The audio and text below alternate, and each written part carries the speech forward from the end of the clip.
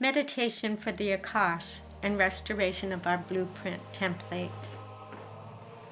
What is the template? It is our original design. It is the encodement in our DNA, the genetic traits that make us who we are. The template is not unlike the tool and die at a factory or a cookie cutter in your kitchen. It is a pattern for your highest expression. Situated within our genes, the template informs our body and mind in order to fulfill our purpose on earth. Sadly, the effects of trauma lead to the creation of methyl groups which attach to our DNA.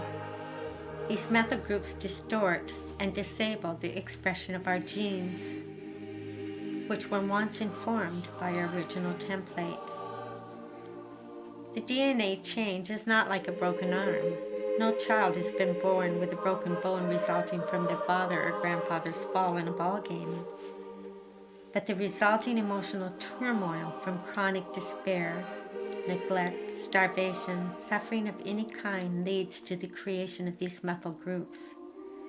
The same is true for an extremely traumatic event.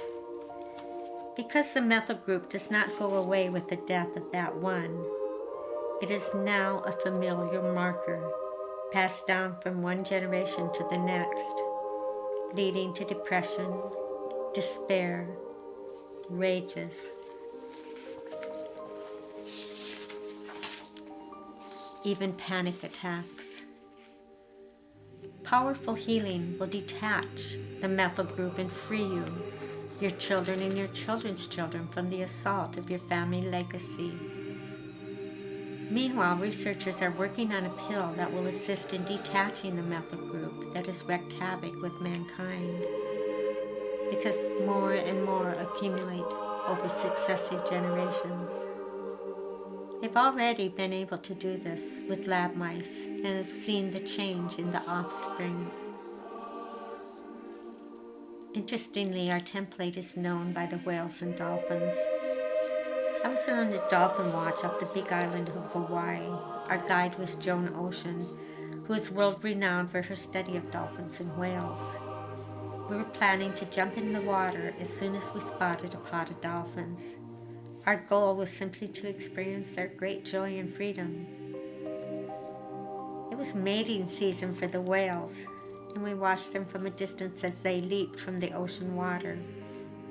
Suddenly, a whale leaped over the end of our little rubber boat. Within moments, most of the passengers were nauseated. Not so Joan and my friend Ailita. They were singing. I felt slight seasickness. Through my discomfort, I heard a voice. You can be sick, or you can play. I made the choice to sing with Ailita and Joan, and instantly the nausea left me. Soon thereafter, one of the group mentioned how nauseated they were. Others chimed in. Joan's response was stunning to us. Whales have access to our original templates. When we are in the presence of whales and are not living true to our intended life expression, there's going to be discomfort from the disharmony as our energy pattern and the energetic pattern of our templates meet.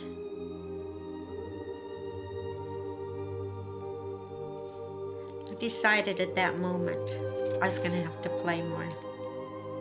Our adventure over, we pulled into port where we were met by the owner of the boat. Someone told him of our experience with the whale and how so many of us had gotten sick. This businessman smiled and told us that the whales hold our original template, and if we do not live from that intention, well, you know the rest of the story. One of the women in our group, a psychologist, was violently ill for 3 days. After the trip, she reorganized her life and now has a thriving business using meditation and natural methods to help women become pregnant. Cryon, a channeler of great integrity, states that our Akashic records reside in 3 places. The first place is the whales and the dolphins. Secondly, within our DNA. Third, in an etheric cavern filled with millions of crystals. Interestingly, by taking my 2-year shamanic course from Dr. Alberto Villaldo, I was shown to that cave during meditation sessions, and I've been occasionally taken there over the ensuing years. While in that cave, I always rested on a big flat rose quartz. I couldn't explain it to you. I didn't know why I was there. One time I wandered through the cave admiring the stunning crystals of every shape and color. I did not know what I have told you now. This cavern is very real in the etheric realm, and my rose quartz was the storage bin for the records of all of my lives, all of my experiences, good, bad, ugly, victorious. Everything I ever learned was there. Every gift, every talent was in that stone. Take some deep breaths and go into meditation. Visualize being guided to that cavern.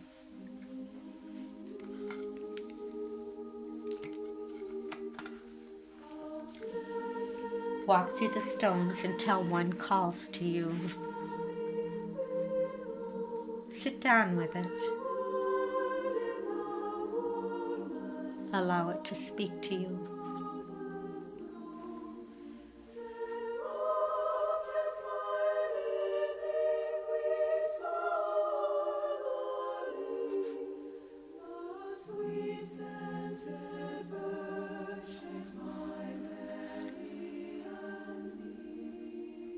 Curiously, you hear a quiet nudging to take your Akashic records from the stone.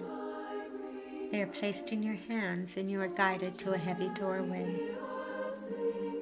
As you pull on the latch, it swings open quite easily. You see a narrow passageway that goes deep into an unknown world. You walk forward, trusting your inner guidance. The tunnel has several hairpin curves, each one taking you deeper. It is dark, and yet you have no fear of falling. Now you see a bit of light coming from the corner in front of you. As you round the bend, you are met with a light of such intensity that you almost fall backwards. There is gentle laughter and encouragement. Come closer, come closer. As you stand before the light, you hear the words, "Give me your soul's history. Throw your Akash into the light." And so you do. And the light becomes a blazing fire. You jump back, fearful that your life has been extinguished. The voice of your guide gently whispers, "Do not be afraid. This is the fire which consumes any history of pain, abuse, despair, mistakes, rebellion, lack of judgment, or lack of mercy. They are being consumed."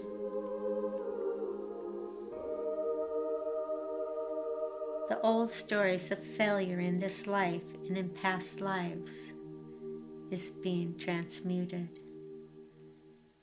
There is no karmic debt. You are free. Your Akash is preserved. And within it are your great victories, your intimate relationship with and knowledge of God. The talents you were given in past lives and in this life are intact. Your spiritual gifts are intact, as are the best of the lifetimes when you were a great scientist, a renowned doctor and healer. The lifetimes you sacrificed for the good of many. As you stand there in gratitude and awe, a huge diamond merges out of the flame and moves towards you. It is brilliant, without flaws or inclusions. You feel the heat as it enters your body. You feel the warmth throughout your body as it enters your DNA. You have experienced redemption, the taking back of your innocence. Feel the power and the beauty within the stories left for you to mine.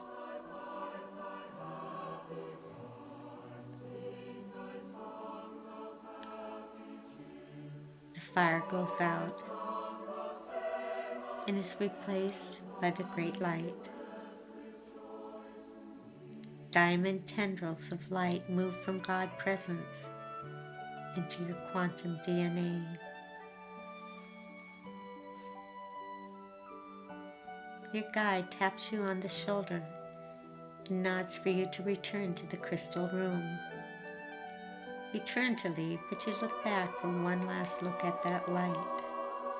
It swirls and forms the face of God, filled with such love that you go weak.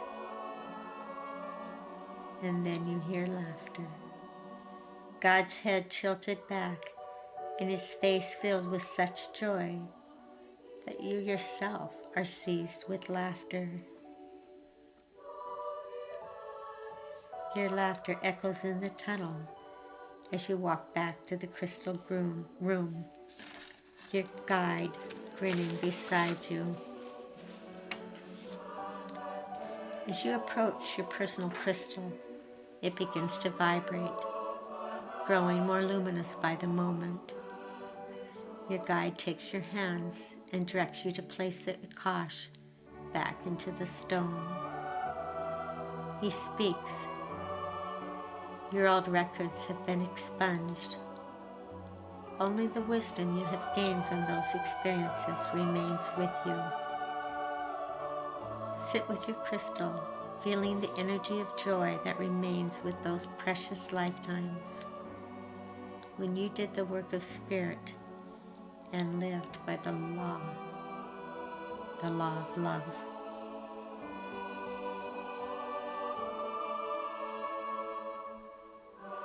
When you are ready, return to this dimension.